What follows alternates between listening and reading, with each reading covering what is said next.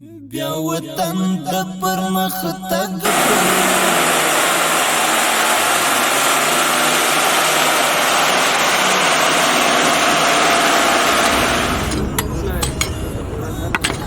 دغه سړک چې د کندهار ښار 8مه ناحیه ده او دغه سړک 1504 متره اوږدوالی لري او 9 متره عرض لري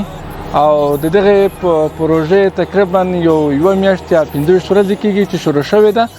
او موږ غواړو چې دغه پروژه د 3 میاشتو نه تر 4 میاشتو په موده کې پلي کړو. د سړکونو یا د جوړېدو طرحه یې داسې ده چې کومه ساحه کې موږ کار کوو یا سړک جوړوو یا کوڅه جوړوو هغه موږ 29 سانتي کته وهو 29 سانتي مو چې کته وهو د دې ترڅنګ ایکسکویشن ورته وایي کندنکاري مو وکړه. له هغې وروسته بیرته موږ د انجنیرۍ په بحث کې اول سبګریډ پروپایریشن لرو. لکه تاسو چې وینئ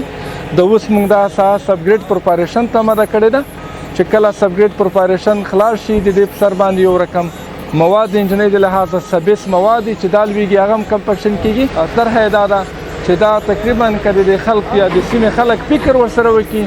او له دې څخه ګټه واخلي نو دغه د 10 نه تر 15 کالو پورې ګرنټي لري یعنې دا نه خرابي. په الحال خو دلته د شرکت کوم انجنیران چې دي تقریبا 3 نفره سټاف دی او دغه نه وروسته موږ د همدغې ساحې کارګر نیولي دي چې دا یو شاوخوا کې کارګر له موږ سره کار کوي او هغې ته موږ د روزانې حساب لرو حاضري ورته لرو. هر کارګر سهار راځي تر 12 بجو کار کوي بیا له 12 نه تر 4 پورې د 1 نه تر 4 پورې.